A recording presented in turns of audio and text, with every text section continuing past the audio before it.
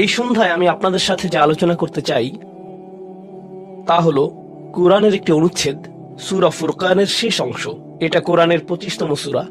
আমার অনেক প্রিয় এবং হৃদয়ের কাছের একটা অনুচ্ছেদ। এটা এমন অনুচ্ছেদ যা নিয়ে আমি আগেও বহুবার আলোচনা করেছি, কিন্তু কয়েক বছর পর পর এই আয়াতগুলোতে ফিরে যাওয়ার এবং এর সাথে আমার সম্পর্ককে নবায়ন করার প্রয়োজনীয়তা অনুভব করি। আর আমি যদি এই প্রয়োজন অনুভব করি, আমার মনে হয় যে আপনাদেরও এই একই প্রয়োজনীয়তা রয়েছে। তো এটাই হলো 25তম এই সূরাটি থেকে প্রাপ্ত কিছু শিক্ষা, আপনাদের সাথে আলোচনা করার পেছনের অনুপ্রেরণা। তো এই অনুচ্ছেদে আল্লাহ আযজা ওয়া জাল্লা আমাদেরকে একটি বিশেষ উপাধি প্রদান করেছেন, আর সেই উপাধিটি হলো ইবাদুর রহমান, অবিশ্বাস্য রকম করুণাময় এবং ভালোবাসাময় সত্তার বান্দারা। ইমানদারদেরকে আল্লাহর বান্দা হিসেবে অভিহিত করা যেতে পারে, ইমানদারদেরকে শুধুমাত্র ইমানদার হিসেবে অভিহিত করা যায়, আল্লাযীনা আমানু আমাদেরকে মুসলিম বলে অভিহিত করা যায়। আমাদের অনেক উপাধি রয়েছে, আর এই সকল উপাধির মধ্যে আল্লাহ এই সূরাতে বিশেষ এবং অনন্য একটা উপাধি বাছাই করেছেন, সেটা হলো ইবাদুর রহমান। আর এটা কিছু ইঙ্গিত প্রকাশ করছে। প্রথমত, ব্যাকরণগত দৃষ্টিকোণ থেকে ইবাদুর রহমান শব্দ দুটিকে আরবিতে বলা হয় ইদাফা। সরল ভাষায় এর অর্থ হলো দুইটি শব্দ একে অপরের সাথে সম্বন্ধযুক্ত। ব্যাকরণগতভাবে দুইটি শব্দ যা একে অপরের সাথে একীভূত হয়ে আছে। আর ব্যাকরণগতভাবে বলা যায় যে মুদাফ এবং মুদাফ ইলাইহির মাঝে কোনো কিছু আসার সুযোগ নেই, তারা অবিচ্ছেদ্য। আল্লাহ এখানে বলতে পারতেন ইবাদুন লির রহমান, আর রহমানের প্রতি নিবেদিত বান্দারা। কিন্তু যেহেতু এই দুইটি শব্দ একে অপরের সাথে এভাবে একীভূত হয়ে আছে, এই বিষয়টি থেকে কিছু তাফসীরকারক অনুপ্রাণিত হয়ে এই মত ব্যক্ত করেছেন যে এটা কিছু মানুষের সাথে আল্লাহর খুবই নিকট সম্পর্ক বর্ণনা করছে। আর অবশ্যই আল্লাহর নামগুলোর প্রত্যেকটিরই নির্দিষ্ট অর্থ রয়েছে। এগুলো আমাদের যে কারোর জন্য নির্দিষ্ট আবেগ অনুভূতি সৃষ্টি করে। তিনি বলতে পারতেন ইবাদুল্লাহ, আল্লাহর বান্দারা, কিন্তু তিনি তার প্রজ্ঞা দিয়ে দুইটি শব্দ চয়ন করেছেন, ইবাদুর রহমান। তো এই আয়াতে আমাদের এবং আল্লাহর সাথে যে সম্পর্ক বর্ণনা করা হয়েছে তা হলো ভালোবাসা, যত্ন এবং করুণার সম্পর্ক। আমাদেরকে আল্লাহর ভালোবাসা, যত্ন এবং করুণার চাদরে জড়িয়ে নেওয়া হয়েছে। আয়াতগুলোর অগ্রসর হওয়ার সাথে সাথে বক্তব্যের বিষয়বস্তুকে দুটি ভিন্ন দৃষ্টিভঙ্গি থেকে দেখা সম্ভব। একটি দৃষ্টিভঙ্গি হলো কিছু মানুষের বিশেষ কিছু গুণ রয়েছে। বিশেষ এই মানুষগুলো কারা? যাদেরকে আল্লাহ ইবাদুর রহমান বলে আখ্যায়িত করেছেন। এই দৃষ্টিভঙ্গি অনুযায়ী এই হলো গুণাবলীগুলোর একটা তালিকা। যদি এর সবগুলোর অধিকারী হতে না পারেন, আপনি আসলে ব্যর্থ হয়েছেন। এটা হলো একটা দৃষ্টিভঙ্গি। তো আমাদের যে কারো জন্য আমরা যদি প্রথম দৃষ্টিভঙ্গির দিকে লক্ষ্য করি, তখন বলবো আমি তো তাহলে অকৃতকার্য হয়ে গেলাম। কিন্তু এটাকে দেখার আরেকটা পরিষ্কার দৃষ্টিভঙ্গি রয়েছে, আর সেটা হলো এই প্রত্যেকটি হলো পৃথক শ্রেণীর মানুষের জন্য। তাদের প্রত্যেকেই হলেন পৃথক শ্রেণীর মানুষ। তাদের মধ্যে সাদৃশ্যপূর্ণ বৈশিষ্ট্য হলো তারা সকলেই ঈমানদার। কিন্তু এক্ষেত্রে একটা বিষয় হলো, আর এই ধারণাটি আমি সূচনায় আপনাদেরকে বলবো, আমরা সকলে একরকম নই। যেমন আজকের জুমার পর এক নারীর সাথে আমার সাক্ষাৎ হয়েছে। তিনি আমার কাছে এসে বললেন আমি প্রতিদিন 3 ঘন্টা ধরে তাহাজ্জুদের নামাজ পড়ি। আক্ষরিকভাবে এটাই তিনি আমাকে জিজ্ঞেস করেছিলেন, এটা কি ঠিক আছে? আর আমি বলেছিলাম আপনাকে এর জন্য পুরস্কৃত করা উচিত, কারণ অনেকের জন্য নিয়মিত 5 মিনিট তাহাজ্জুদ পড়াও অসম্ভব। কখনো কখনো মানুষের জন্য সময় মতো ফজরের নামাজে ওঠা অত্যন্ত কঠিন হয়ে যায়। আর এই নারী 3 ঘন্টা নামাজ পড়ছেন। আমি বললাম কিসের তাড়নায় আপনি এটা করতে পারছেন? তিনি বললেন কি করব, আমি টিভি দেখব? তার চেয়ে বরং আল্লাহর সাথে কথা বলে সময় কাটাই। এটাই তিনি আমাকে বলেছেন। আমি সম্মানিত বোধ করছি যে তিনি আমার কাছে এসে প্রশ্নটি করেছেন। আমার উচিত ছিল তার কাছ থেকে পরামর্শ নেয়া, এমন মানুষের কাছ থেকে যারা আল্লাহর নৈকট্য প্রাপ্ত। আমি যা বলতে চাচ্ছি তা হলো আমরা সকলে একরকম নই। তিনি যা করেছেন আমি তা করতে পারবো না, আমি সত্য কথা বলছি। এই নারী যা করেন আমি তা করতে সক্ষম নই, আর আমি তার এই যোগ্যতার প্রতি সম্মান জানাই। আল্লাহ এই অভ্যাস বজায় রাখতে তাকে দৃঢ়তা দান করুন। কিন্তু আমরা তো জানি এমন মানুষ রয়েছেন যারা অন্যদেরকে সাহায্য করার ক্ষেত্রে অসাধারণ। তাদের যোগ্যতা, তাদের পারদর্শিতা হলো অন্য মানুষকে সাহায্য করা। আরেক ধরনের মানুষ রয়েছে যাদের এই গুণটি রয়েছে যে যখন তারা মানুষের চারপাশে থাকেন, মানুষ ভালো অনুভব করে। এটাই তাদের যোগ্যতা। আপনি শুধু তাদের কাছে যাবেন, যদি তারা কোনো কথা নাও বলেন, আপনি শুধু তাদের সাথে সময় কাটাবেন, তখন নিজের ভিতর একটা প্রশান্তি অনুভব করবেন, শান্তি অনুভব করবেন। আল্লাহ আমাদের সকলকে বিচিত্র যোগ্যতা দিয়েছেন। এই অনুচ্ছেদের ব্যাপারে এই বিষয়টাই আমার কাছে অনেক বেশি বিশ্বাসযোগ্য মনে হয় যে এটা বিভিন্ন ইমানদারদের জন্য বিভিন্ন বিচিত্র গুণাবলীর উল্লেখ করেছে। ইমানদারদের একটি শ্রেণীর বিশেষ এক ধরনের গুণাবলী রয়েছে, ইমানদারদের অন্য একটি শ্রেণীর অন্য ধরনের গুণাবলী রয়েছে, সেটা তাদেরকে বিশেষ বৈশিষ্ট্যমণ্ডিত করে। আর আমরা যখন এই আয়াতগুলোতে অগ্রসর হব, আপনি হয়তো দেখবেন যে প্রথমটি আমার সাথে মিলছে না। আমি আশা করছি যে কমপক্ষে একটি গুণের অধিকারী হব। আপনি হয়তো একের অধিক গুণের সাথে মিল খুঁজে পাবেন, আর সেটাও আপনাকে ইবাদুর রহমান হিসেবে অন্তর্ভুক্ত করবে। এখানে প্রথম গুণটি চমৎকার।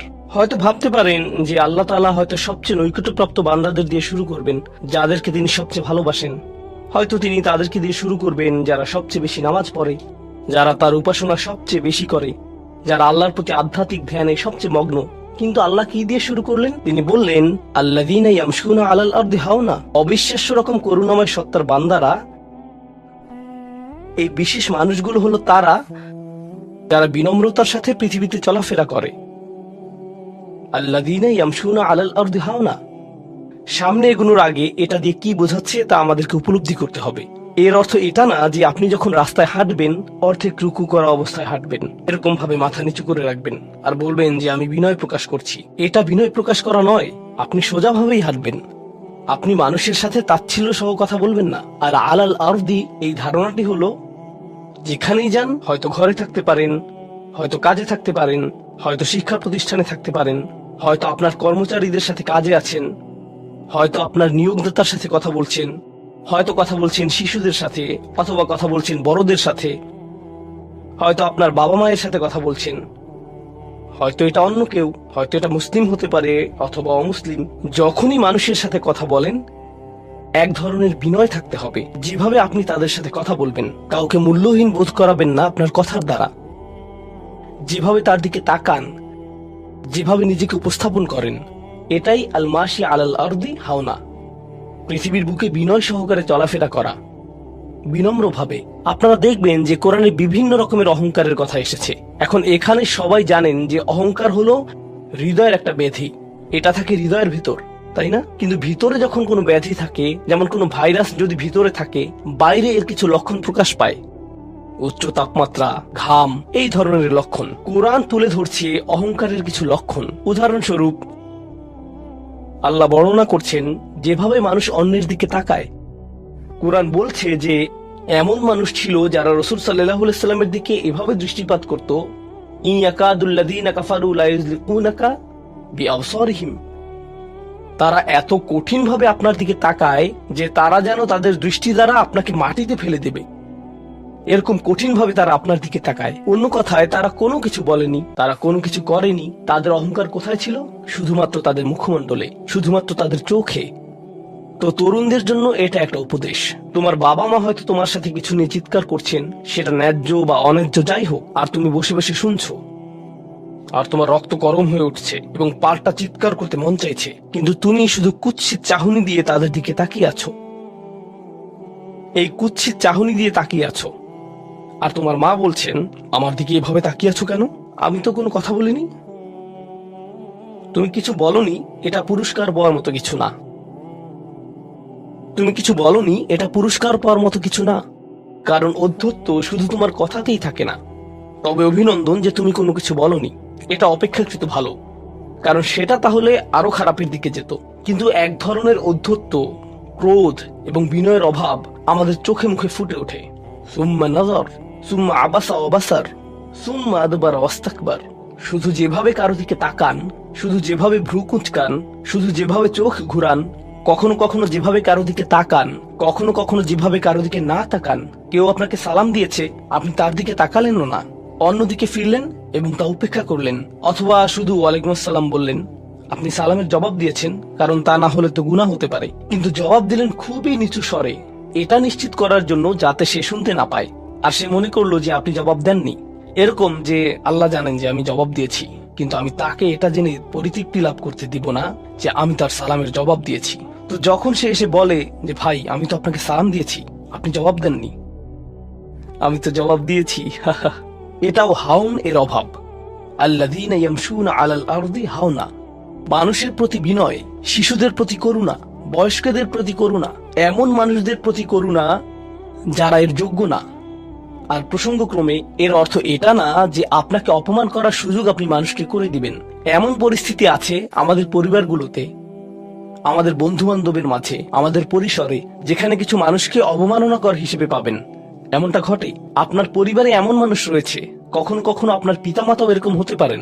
এটা খুবই কষ্টদায়ক বিষয়, এটা খুবই অন্যায্য বিষয়। আর আপনাকে এগুলো সব সময় শুনতে হয়, বারবার শুনতে হয়। শ্রোতাদের ভিতরে এমন নারী রয়েছেন যাদেরকে আমি দেখতে পাচ্ছি না, তারা পর্দার আড়ালে রয়েছেন, কিন্তু তারা যে অবস্থাতেই থাকেন, হয়তো শ্বশুর বাড়ির আত্মীয় অথবা ভাই বোন বা অন্য কারো কাছ থেকে তাদের কথা শুনতে হয়, আর তাদের এটা সব সময় শুনতে হয়। আর এগুলো শুনে তাদের রক্ত গরম হয়ে যায়। তখন কি করবেন? আপনাকে তখনও বিনয় ধরে রেখে যা করা শিখতে হবে তা হলো, প্রথমত সেরকম পরিস্থিতি থেকে দূরে থাকবেন। যদি জানেন যে মেজাজের ভারসাম্য হারিয়ে ফেলবেন, তখন সেখান থেকে বেরিয়ে যান। এই মুহূর্তে আমি এই আলোচনায় অংশ নিতে পারবো না, দুঃখিত, আমি একটু হাঁটতে যাব। রাগে বিস্ফোরিত হয়ে যাওয়ার আগে এটা থেকে বেরিয়ে যান। এটাই প্রথমত এবং প্রধানত ইয়ামশুনা আলাল আরদি হাওনা। যুক্তিসঙ্গত ভাবেই আয়াতটিতে এর সাথে যা সম্পর্কিত, ওয়া ইযা খাতাবাহুমুল জাহিলুনা ক্বালু সালামা, অল্প অল্প করে অবিশ্বাস্য কিছু শিক্ষা এখানে প্রদান করা হয়েছে। আরবি ভাষায় ইদা অর্থ যদি না, এর অর্থ যখন।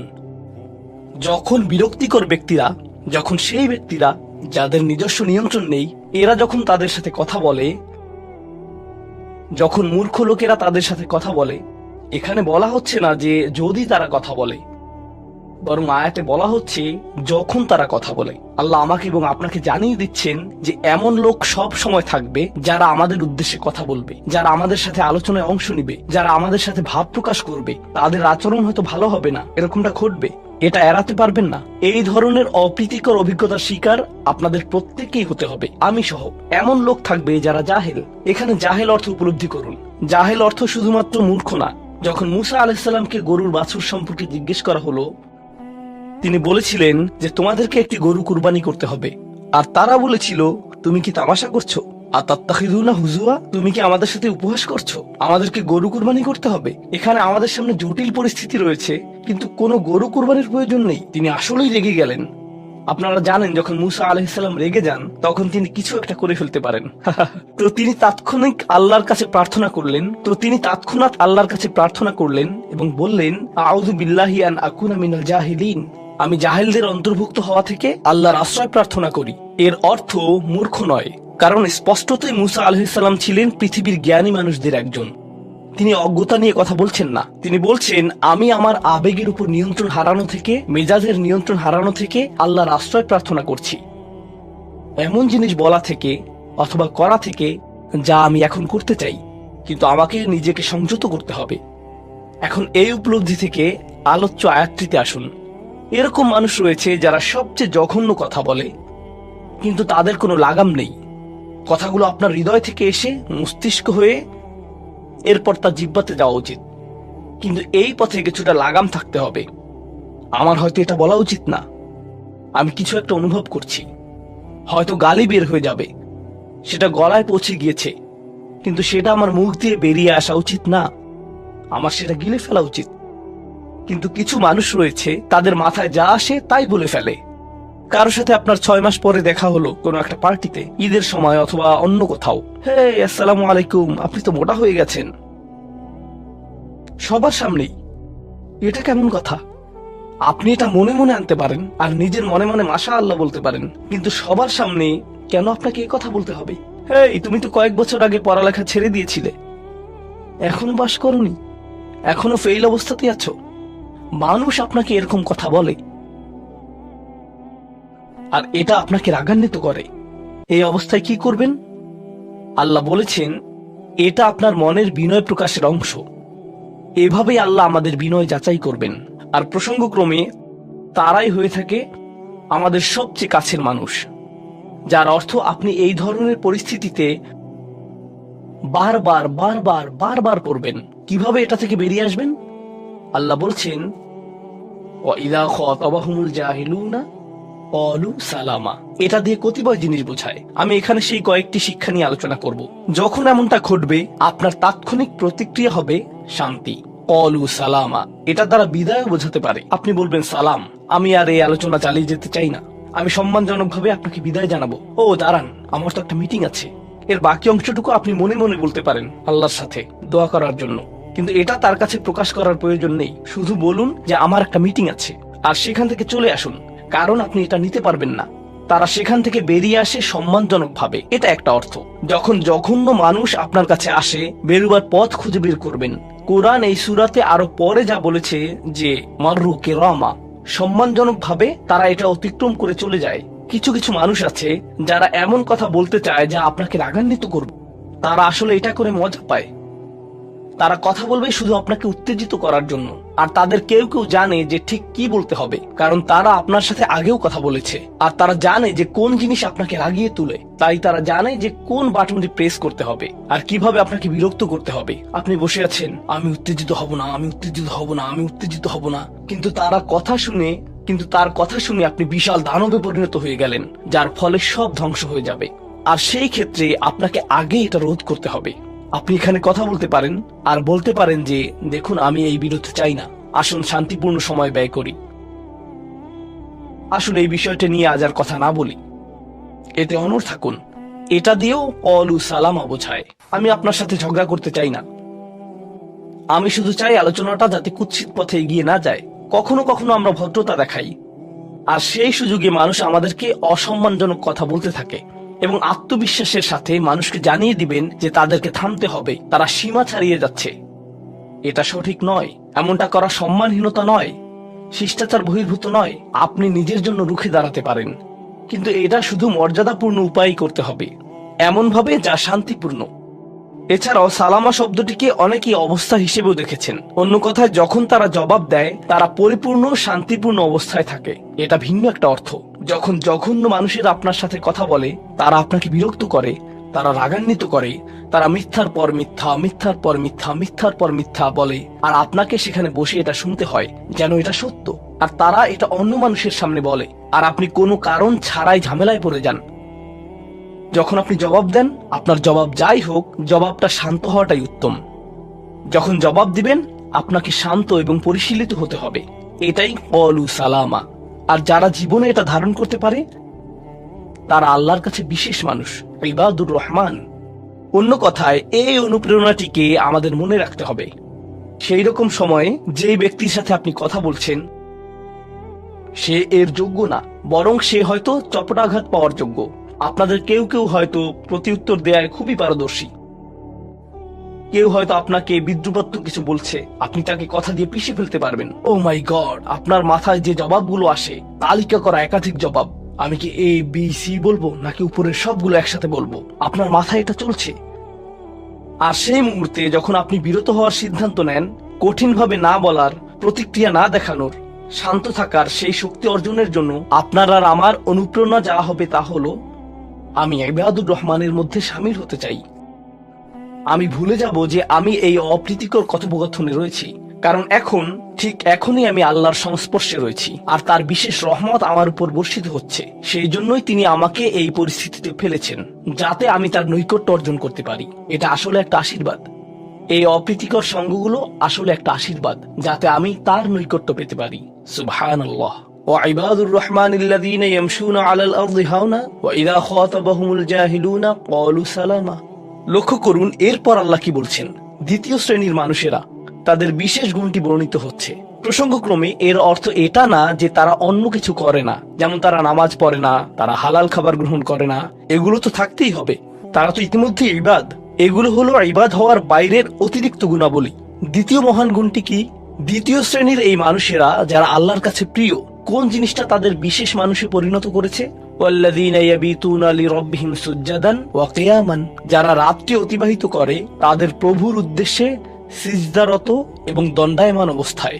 তারা লোকচক্ষুর অন্তরালে গভীর রাতে নামাজে মশগুল থাকেন, কারণ তারা জানেন যে রাতের গভীরে আল্লাহ তাদের সবচেয়ে নিকটে থাকেন। আমাদের অনেকের জন্য এটা অনেক কঠিন যে আল্লাহ যদি তার সবচেয়ে নৈকট্যপ্রাপ্ত মানুষদের কথা বলেন, এই শ্রেণীর মানুষদের দিয়ে শুরু করাটাই প্রত্যাশিত ছিল। এটাই প্রত্যাশিত ছিল যে আল্লাহ এমন মানুষদের দিয়ে শুরু করবেন যারা সবচেয়ে বেশি নামাজ আদায় করে, বিশেষত এমন সময়ে যখন তিনি নিকটে থাকেন, যা হলো রাতের মধ্যপ্রহর। সেখান থেকেই শুরু হওয়ার কথা ছিল। কিন্তু না, তিনি সেখান থেকে শুরু করেননি, তিনি বিনয় দিয়ে শুরু করেছেন। কারণ রাতের সেই নামাজ যখন আপনি এবং আমি আল্লাহর সামনে বিনয়াবনত হই, নামাজরত অবস্থায় অন্য কেউ দেখার সুযোগ না থাকে, চমৎকৃত করার মতো আর কেউ না থাকে, একমাত্র যাকে আপনি চমৎকৃত করতে চান তিনি হলেন আল্লাহ। আপনার আত্মাভিমান চলে গিয়েছে, আল্লাহর সম্মুখে দণ্ডায়মান হয়ে আপনি পূর্বেকৃত সকল অপরাধ স্বীকার করেছেন, আল্লাহর সাথে আপনি উন্মুক্ত আলোচনায় রত আছেন সকল অহংকার থেকে মুক্ত হয়ে।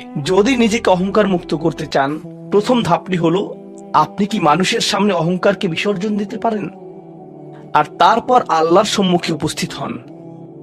আমরা এমন অনেক মানুষদের কথা জানি যারা ইবাদতে পারদর্শী, কিন্তু মানুষের কাছে তারা খারাপ হিসেবে বিবেচিত। এটা আদর্শ নয়। এখানে একটি শ্রেণীকে অগ্রাধিকার দেয়া হয়েছে, আর এরা তারাই যারা মানুষের সাথে বিনয়ী। তারপর যারা আল্লাহর সামনে বিনয়াবনত হয়ে উপস্থিত হয়।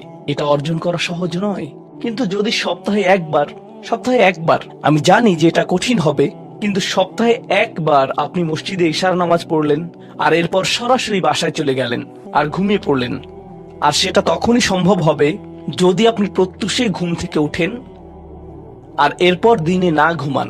তো ফজরের সময় উঠুন, এরপর ঘুমাবেন না, নিজেকে পরিশ্রান্ত করুন, এশা পড়ুন, এরপর ঘুমাতে যান। এরপর অ্যালার্ম দিয়ে রাখুন, ফজরের 30 মিনিট আগে অ্যালার্ম সেট করুন, উঠে গিয়ে কয়েক রাকাত নামাজ পড়ুন। শুধু এটুকুই করুন, নিজের মতো করে এটা করুন। এজন্য অন্য কারো ঘুম ভাঙাবেন না, এটা নীরবে করবেন। ঘরের কোনো এক কোণে চলে যান, সেখানেই নামাজ পড়ুন। যদি সপ্তাহে একবার বা দুবারও এটা করতে পারেন, যে প্রশান্তি পাবেন, আল্লাহর সাথে যে সম্পর্ক অনুভব করবেন, সেটা আপনাকে সবচেয়ে কঠিন সময়েও সাহায্য করবে। আল্লাহ আমাদেরকে এই মানুষদের অন্তর্ভুক্ত করে দিন। ওয়াল্লাযীনা ইয়াবিতুনা লিরাব্বিহিম সুজদান ওয়া কিয়ামা। এরপর আসছে তৃতীয় ধরনের মানুষের কথা। ওয়াল্লাযীনা ইয়াকুলুনা রাব্বানা ইসরিফ আন্না আযাবা জাহান্নাম ইন্না আযাবাহা কানা গরামা ইন্নাহা সাআত মুস্তাকাররা ওয়া মুকামা। এই মানুষেরা শুধু একটি দোয়া করে, দোয়ার তালিকা নয়, তাদের একমাত্র দোয়া হলো, ইয়া আল্লাহ, আমি জাহান্নামে যেতে চাই না।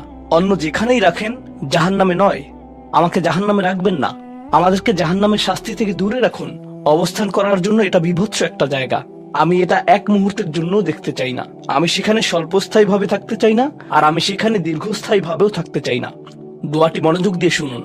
ইন্নাহা সাআত মুস্তাকাররা ওয়া মুকামা। প্রথমত, এটা একটা শাস্তি, এটা বিশাল একটা সাজা। আমি সেখানে স্বল্প মেয়াদের জন্য থাকতে চাই না, আর আমি সেখানে দীর্ঘমেয়াদের জন্য থাকতে চাই না। কিছু মানুষ রয়েছে যারা সেই একই রোগে আক্রান্ত হয়েছে। উম্মার মধ্যে, মুসলিমদের মধ্যেই একই রোগ যা বনী ইসরাইলেরও ছিল। তারা বলেছিল, আল্লাহ আমাদেরকে শাস্তি দিবেন না, ইল্লা আইয়ামুম মা'দুদা, দিলেও কয়েকদিনের জন্য। মুসলিমদের মনোভাবও এমন হয়েছে। তারা বলে, আল্লাহ আমাদের শাস্তি দিবেন, কিন্তু তা তো চিরদিনের জন্য না, তাই না? আমরা মুসলিম, একসময় আমরা ঠিকই বেরিয়ে আসবো। ঠিক আছে, ভালো, আমি জাহান্নামে যাব, কিন্তু এটা হবে দীর্ঘ সাপ্তাহিক ছুটির মতো, আর তারপর আমার আর সমস্যা নেই। দেখুন আল্লাহর নৈকট্যপ্রাপ্ত মানুষদের দোয়া। তার আল্লাহকে বলছেন, ও আল্লাহ, আমি জাহান্নামে যেতে চাই না, স্থায়ী ভাবে না, অস্থায়ী ভাবেও না। আমি স্বীকার করছি যে অবস্থানের জন্য এটা বিভৎস একটা জায়গা। মুস্তাকররান ওয়া মুকামা, শুধু থামার স্থান হোক অথবা চিরকালীন স্থান হোক, আমি এগুলোর কোনোটাই চাই না। এর অনেক অন্তর্নিহিত অর্থ রয়েছে, আমি আপনাদের শুধু একটির কথা বলছি।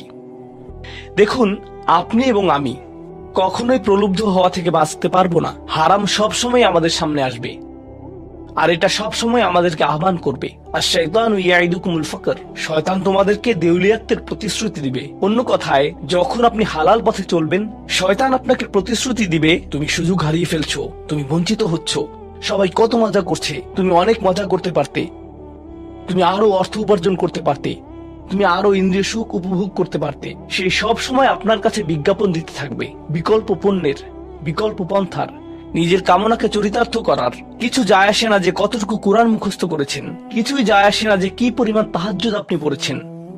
এগুলো কোনোটাতেই আসে যায় না। শয়তান থামবে না। দিন শেষে আপনি তো একজন মানুষই।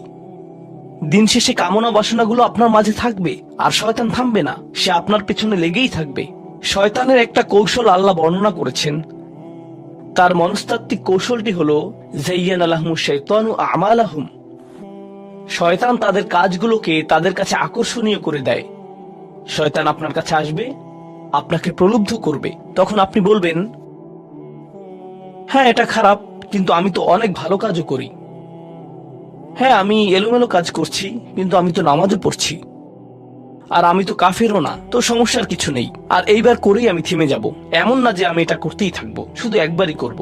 এভাবে নিজেকে সব ধরনের যুক্তি দিতে থাকেন, নিজে নিজে এটাকে বৈধতা দিতে থাকেন। আপনার চিন্তায় এটা এখন আর অতটা খারাপ না।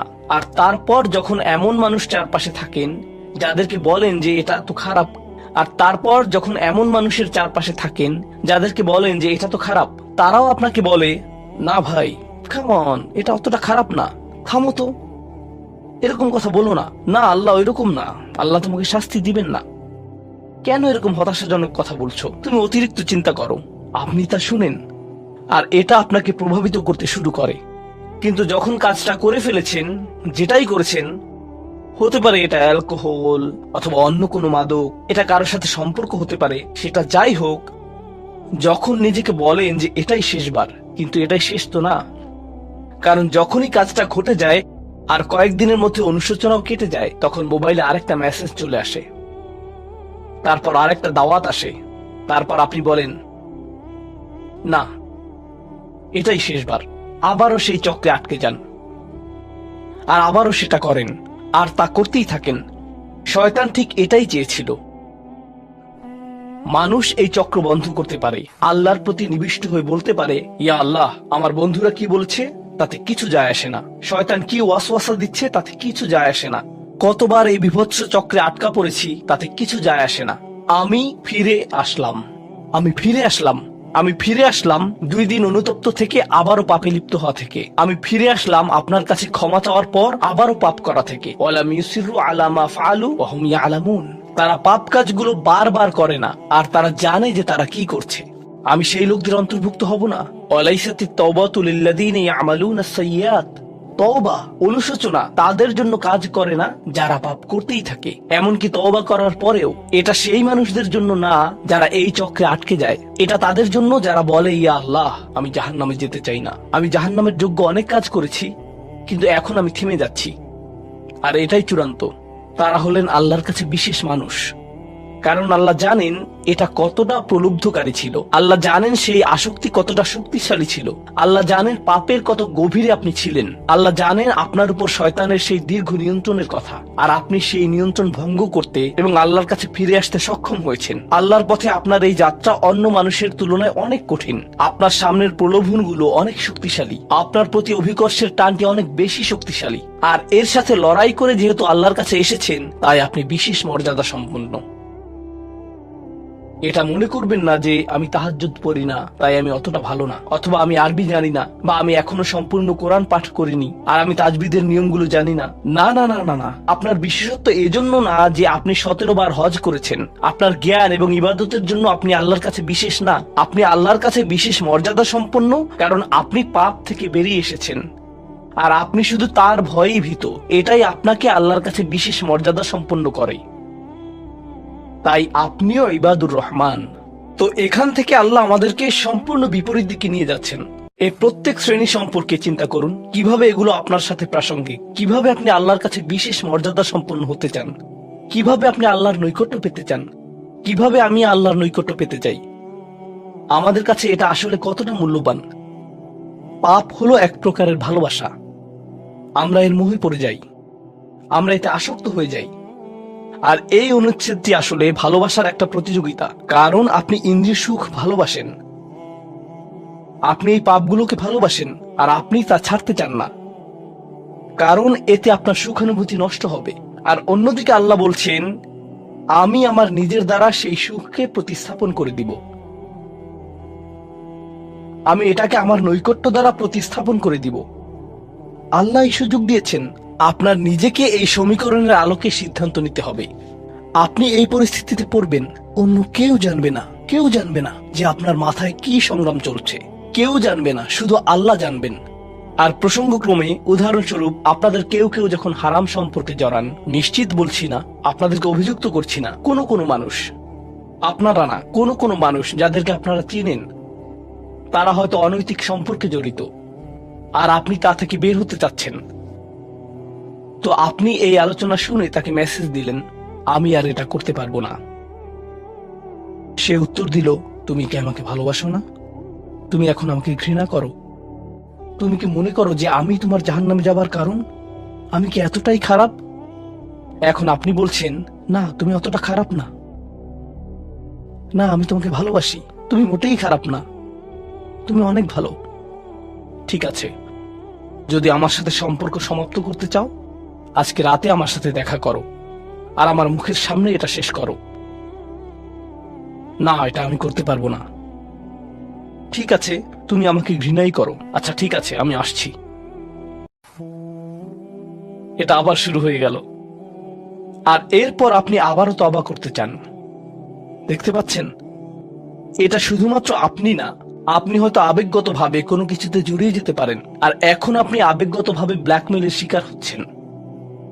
এর দ্বারা আপনি খারাপ বোধ করবেন। আপনাকে এর বিরুদ্ধে যুদ্ধ করতে হবে, আপনাকে এটা অবদমন করতে হবে, আর আপনাকে উপলব্ধি করতে হবে যে আপনি হয়তো কাউকে হতাশ করছেন, কিন্তু আল্লাহকে সন্তুষ্ট করছেন। আর আপনি এটা শুধু নিজের জন্যই করছেন না, বরং এটা ওই মেয়ের জন্যও করছেন বা ওই ছেলের জন্যও করছেন যে আপনার মেসেজের জবাব দিচ্ছে। সে আল্লাহর সামনে দাঁড়াবে এটাও আপনি চান না। আপনি যদি তাকে আসলেই ভালোবাসেন, শুধুমাত্র যদি তাকে কামনা না করেন, বরং তাকে ভালোবাসেন, তাহলে আপনি তাকেও রক্ষা করতে চাইবেন। তো এখন আমরা খুবই অপ্রত্যাশিত স্থানে চলে যাচ্ছি। আল্লাহর কাছে আরো কে বিশেষ মর্যাদা সম্পন্ন? আল্লাযীনা ইযা আনফাকু লাম ইউসরিফু ওয়া লাম ইয়াকতুরু ওয়া কানা বাইনা যালিকা কওয়ামা। এই মানুষেরা যখন তারা অর্থ ব্যয় করে, তারা সকল অর্থ উড়িয়ে দেন না, তারা অতিরিক্ত খরচ করেন না, আর তারা কৃপণও নয়। তারা অনেক বেশি খরচ করেন না, আর তারা অনেক কমও খরচ করেন না। তাদের বাজেট ভারসাম্যপূর্ণ। বাজেটের সাথে আল্লাহর নৈকট্যের সম্পর্ক কি? সম্পর্ক রয়েছে, কারণ আল্লাযীনা ফি আমওয়ালিহিম হাক্কুন মালুম, তাদের অর্থে অন্যদের অধিকার রয়েছে যা সুবিদিত। আপনার পিতামাতার অর্থনৈতিক সহায়তা প্রয়োজন, আপনার সন্তান, আপনার ভাই বোন, আপনার স্ত্রীর প্রয়োজন, এমন অনেক ক্ষেত্র রয়েছে যার জন্য আপনার অর্থ প্রয়োজন। কিন্তু যখন আপনি প্রয়োজনহীন জিনিসে আসক্ত হয়ে পড়েন, আর আপনার অর্থ যখন ব্যয় হয় সিনেমার পর সিনেমা, সিনেমার পর সিনেমায়, সাবস্ক্রিপশনের পর সাবস্ক্রিপশনে, গেমের পর গেম, এরপর গেমে, গাড়ির জন্য নতুন যন্ত্রাংশ কেনার পেছনে, যে চাকা দেখতে উল্টো দিকে ঘূর্ণায়মান, তার প্রয়োজন আপনার নেই। সেগুলো আপনি দেখবেন না যখন আপনি গাড়ি চালাবেন, সেটা অন্য কেউ দেখবে। এগুলো ঘুরবে অন্য কারোর জন্য, আপনার জন্য না। যন্ত্রাংশ অথবা ডিভাইস। আপনি নতুন আইফোন ছাড়াও বেঁচে থাকবেন, এতে কোনো ক্ষতি হবে না। স্যামসাং যদিও কিছুটা বিপজ্জনক, তারপরও অনেক বোনেরা পার্স অথবা ব্যাগের জন্য এমনটা করেন। ও আল্লাহ, এই ব্যাগগুলোর কোনোটার দাম কয়েক লাখ টাকা। বলছি না যে আপনি এগুলোর কোনোটাই কিনতে পারবেন না, কিন্তু আল্লাহ বলছেন ঠিক আছে খরচ করো, কিন্তু অতিরিক্ত খরচ করো না। আপনাদের কারো কারো জন্য আবার সবচেয়ে খুশির বিষয় হলো টাকা ধরে রাখা। আপনি স্ত্রীকে সাথে নিয়ে সুপার শপে গিয়েছেন, তিনি এক প্যাকেট দুধ নিলেন। আমাদেরকে এত বেশি দুধ প্রয়োজন, ছোট প্যাকেট নিতে পারো না? ডিসকাউন্টের জন্য অপেক্ষা করতে পারো না? এটা দুধ, এটা ডিম, এগুলো নিয়ে কৃপণতা না করলে হয় না? এমন মানুষ রয়েছে যারা প্রাপ্য মানুষদের টাকা ধরে রাখে। আপনার সন্তানদের অর্থ প্রয়োজন, তাদের চলার জন্য কিছুটা পকেট খরচ প্রয়োজন, আপনার স্ত্রীর কিছুটা অর্থ প্রয়োজন। যদি তিনি গৃহ ব্যবস্থাপনার দায়িত্বে থাকেন আর তিনি নিজে উপার্জন না করেন, আর তিনি আপনার কাছে বলেন আমি কি 500 টাকা পেতে পারি? কিসের জন্য তোমার টাকা প্রয়োজন? আমাকে সম্পূর্ণ প্রতিবেদন প্রদান করবে, সকল রিসিট দেখাবে। দাঁড়ান, 1 মিনিট থামুন। এটা লাম ইয়াকতুরু, এটা আপনার জন্য চ্যালেঞ্জ হতে পারে। আপনি যদি আল্লাহর নৈকট্য লাভ করতে চান, আপনার পরিবারের খাবারের প্রসঙ্গ আসলে তাদেরকে জঞ্জালের মতো বিবেচনা করবেন না। আপনার জন্য সর্বোত্তম খরচের খাত হলো আপনার পরিবার। নিজের পরিবারের সাথে এরকম খারাপ আচরণ করবেন না, কিন্তু অতিরিক্ত খরচও করবেন না। অন্যরা এমন আছে যারা টাকা উড়ায়। আল্লাহ হয়তো আপনাকে কিছুটা অর্থ দিয়েছেন, আর আপনি আপনার 16 বছরের সন্তানকে BMW কিনে দিলেন যাতে সে রাস্তার পাশে লাগিয়ে দিয়ে অ্যাক্সিডেন্ট করতে পারে, আর তারপর তাকে আরেকটা কিনে দিলেন। না না না, আপনি এমনটাও করতে পারবেন না। লাম ইউসরিফু ওয়া লাম ইয়াকতুরু ওয়া কানা বাইনা যালিকা কওয়ামা। তারা একটি ন্যায্য ভারসাম্যপূর্ণ পন্থা অবলম্বন করে এই দুই অবস্থার মাঝে অবস্থানের জন্য।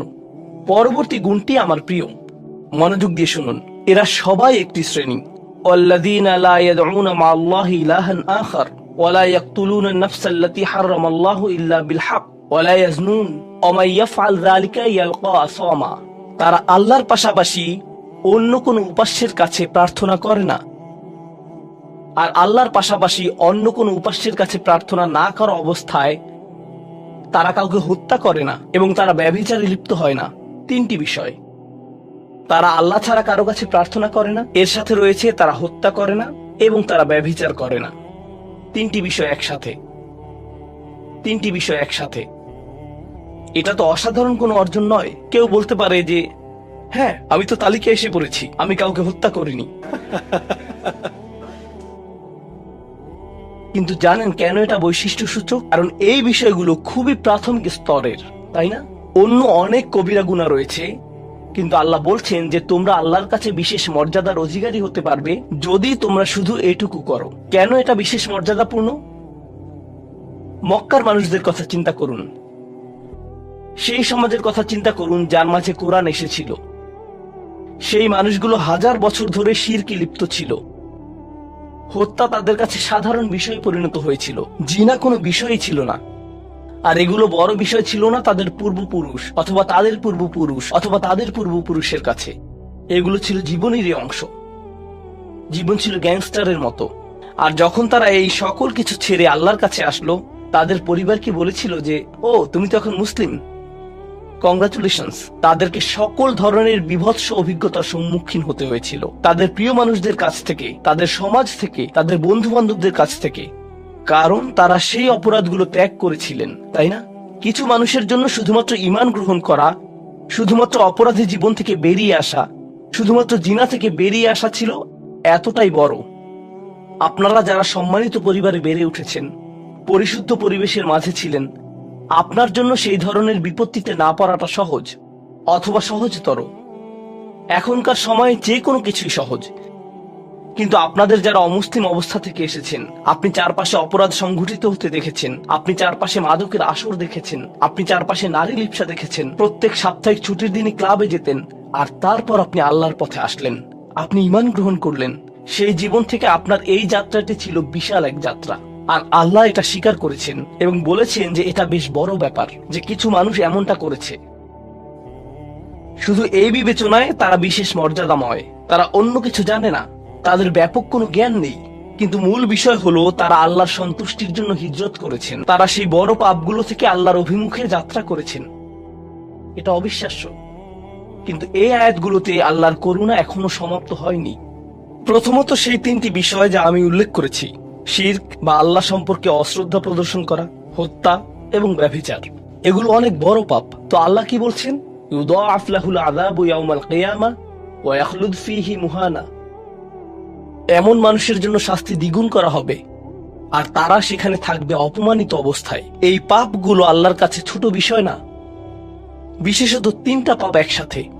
কিন্তু প্রসঙ্গক্রমে সবচেয়ে খারাপ অপরাধ শিরক। সবচেয়ে খারাপ অপরাধের মধ্যে দ্বিতীয়টি হলো যখন আপনি একজন ব্যক্তিকে হত্যা করেন। এটা কাকে হত্যা করার সমতুল্য? গোটা মানব জাতিকে। এটা হলো দ্বিতীয় বৃহত্তম অপরাধ।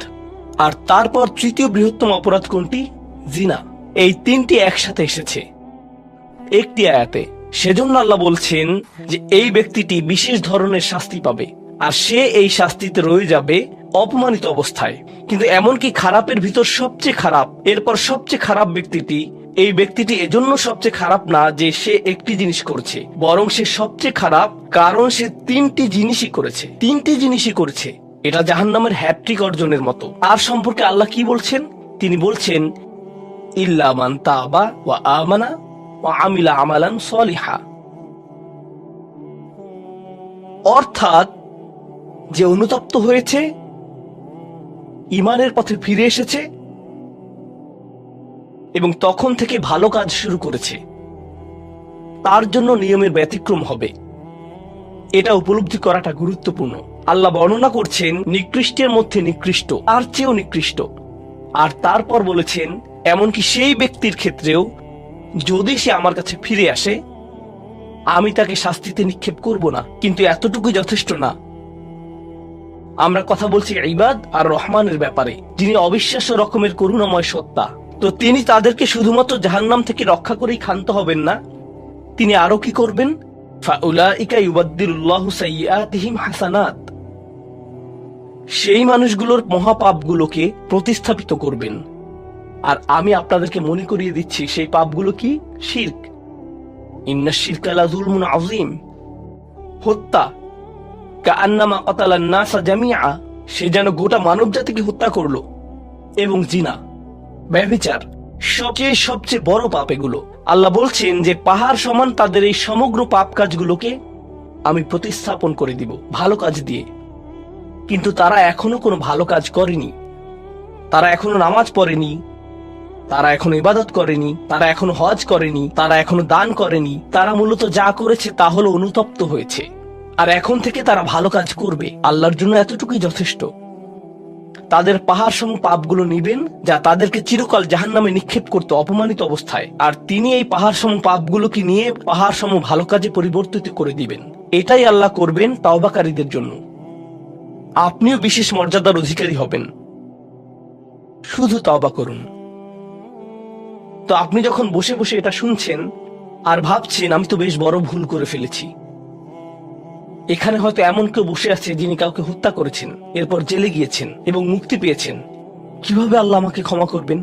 আপনাদের কেউ কেউ হয়তো ব্যভিচারের ভুল করে ফেলেছেন, আল্লাহ আপনাদেরকে রক্ষা করুন।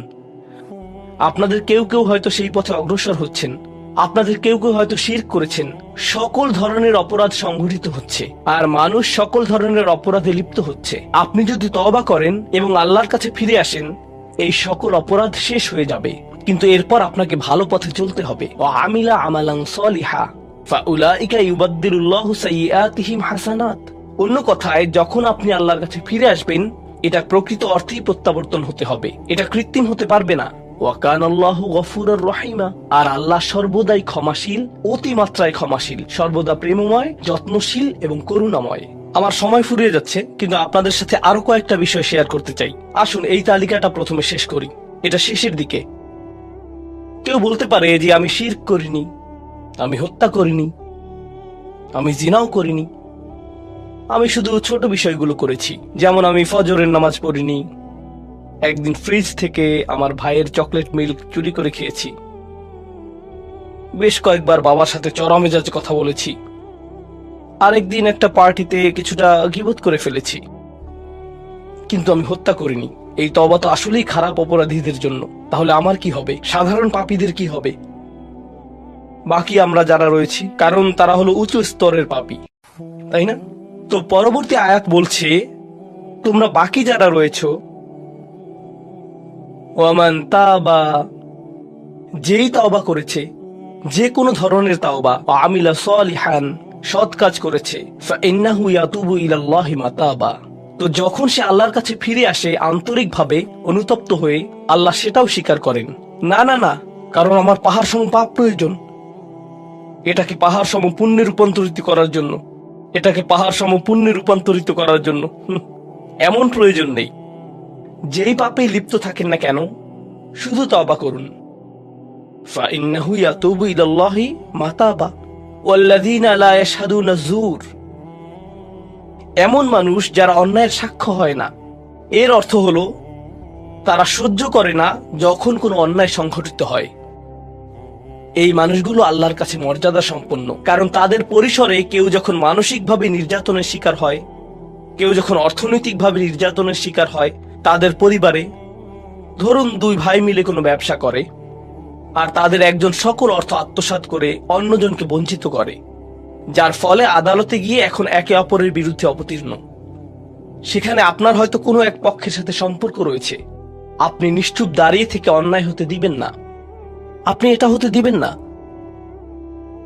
যদি এটা আপনার নিজের বাবার বিরুদ্ধেও যায়, যদি এটা আপনার স্বামী স্ত্রী বা সন্তানদের বিরুদ্ধেও যায়, আপনি অলসভাবে দাঁড়িয়ে থেকে অন্যায়কে সহ্য করবেন না, আপনি প্রতিবাদ করবেন।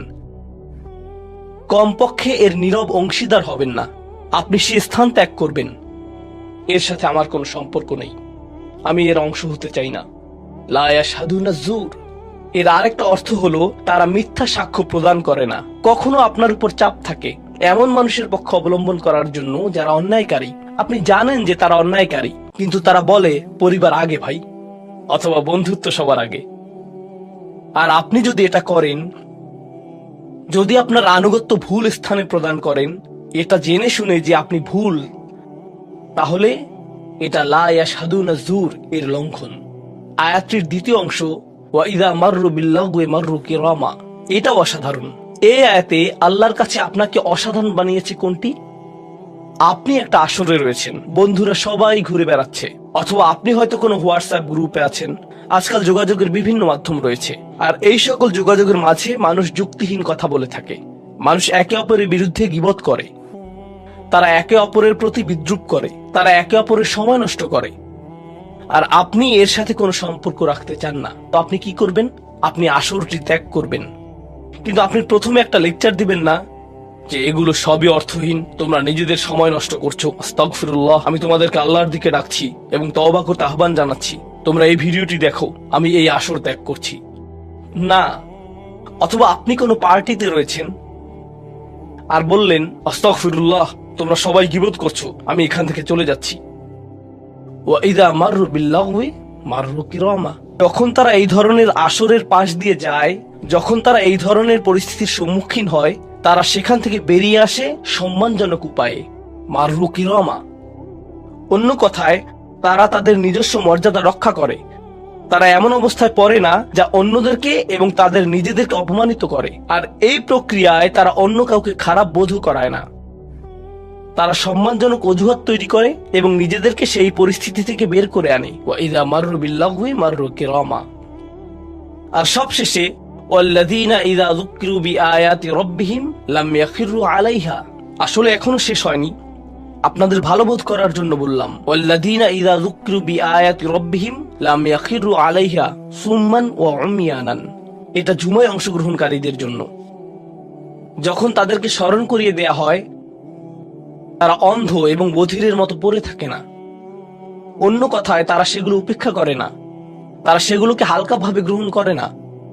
তারা কিছু শোনার পর বলে না যে হ্যাঁ, এটা আমার সম্পর্কেই বলেছে, এটা ঠিকই আমার বিবেককে আঘাত করেছে, কিন্তু আমি ভুলে যাব যে এটা আমি শুনেছি, আমি ভান করব যে এটা আমার সম্পর্কে না, এবং এটা নিয়ে চিন্তা করব না। তারা ইচ্ছাকৃত বধির না, আর তারা ইচ্ছাকৃতভাবে অন্ধও না। সেই স্মরণিকার প্রতি যা তাদেরকে প্রদান করা হয়েছে, এটা ছিল আপনার সম্পর্কে, এটা ছিল আপনার কার্যকলাপ সম্পর্কে, আপনার উদ্দেশ্য সম্পর্কে। আর এখন আপনি এটা আর নিতে পারছেন না, কারণ আপনি পরিবর্তিত হতে চান না। বাল ইউরিদুল ইনসানু লিয়াফজুরা আমামাহ। মানব জাতি শুধু তার সামনে যা রয়েছে তাতে নিমজ্জিত হয়ে যেতে চায়। প্রলোভনগুলো এতটাই মজবুত। আর কোরআন উলিন নুহা সম্পর্কে বলছে, তারা এমন মানুষ যারা নিজেদেরকে সংযত করতে পারে। আপনাকে স্মরণ করিয়ে দেয়া হচ্ছে নিজেকে সংযত করার জন্য, আর আপনি বলছেন আমি সংযত হতে চাই না, আমি এই অবস্থাতেই ভালো আছি। আমি ইতিমধ্যেই কাজটি করার দিন, তারিখ এবং স্থান নির্ধারণ করে ফেলেছি এবং টিকিটও করে ফেলেছি। এরপর এই খুতবাটি আমার মুড নষ্ট করে দিল, তো আমি এখন একটা বার্গার খাবো এবং খুতবায় যা শুনেছি তা নিয়ে চিন্তা করব না। তারপর সেখানে যাব যেখানে আমি যেতে চেয়েছিলাম। খুতবাটা বেশ দেরিতে শোনা হয়েছে। সেই মানুষেরা এমনটা করে না। যখন কোনো স্মরণিকা শ্রবণ করে, নিজেদের উপর এর প্রভাব পড়তে দেয়, তারা এটাকে পরিবর্তন ঘটানোর সুযোগ দেয়। এটাই তাদেরকে আল্লাহর কাছে বিশেষ মানুষে পরিণত করে। প্রসঙ্গক্রমে, কখনো কখনো আপনার ভিতরে ঘটে যাওয়া সেই পরিবর্তন অন্য কেউ দেখে না, অন্য কেউ জানে না সেই পাপ সম্পর্কে যার দিকে আপনি অগ্রসর হচ্ছিলেন। সেটা শুধুই আপনি এবং আল্লাহর মাঝে সীমাবদ্ধ। আর আল্লাহ আপনাকে তার ইবাদ হিসেবে গণ্য করেন, কারণ আপনি সেই পরিবর্তন ঘটিয়েছেন। তো এখন যেহেতু আমরা সমাপ্তির দিকে যাচ্ছি, এটাই এখানে বর্ণিত শেষ গুণ। এই মানুষেরা শুধুমাত্র নিজেদের নিয়ে উদ্বিগ্ন না, বরং তারা তাদের পরিবার নিয়ে উদ্বিগ্ন। ওয়াল্লাযীনা ইয়াকুলুনা রাব্বানা হাব লানা মিন আজওয়াজিনা ওয়া যুররিয়াতিনা কুররাতা আয়ুনিন। হে প্রভু, আমাদের স্ত্রী এবং আমাদের সন্তানদের দ্বারা আমাদেরকে চক্ষু শীতলতা দান করুন। যার অর্থ দুইটি জিনিস। আমি জটিলতা পরিহার করে আপনাদেরকে সরলভাবে কুররাতা আয়ুনিন এর অর্থ বুঝিয়ে বলছি। প্রথম অর্থ হলো, ইয়া আল্লাহ, অন্য সকল কিছু আমাকে পীড়িত করে, অন্য সকল কিছু আমাকে অসুবিধায় ফেলে, কিন্তু যখন আমি আমার স্ত্রীর কাছে আসি এবং আমার সন্তানদের কাছে আসি, ইয়া আল্লাহ, এই স্থানটিকে আমার জন্য প্রশান্তিদায়ক করে দিন। আমার সকল অসুবিধা দূর হয়ে যায় যখন আমি আমার স্ত্রীর দিকে তাকাই। আমার সকল অসুবিধা দূর হয়ে যায় যখন আমি আমার সন্তানদের সাথে থাকি। ইয়া আল্লাহ, আমার স্ত্রী এবং আমার সন্তানদের মাঝে এটা প্রদান করুন, অথবা আমার স্বামী এবং আমার সন্তানদের মাঝে এটা প্রদান করুন।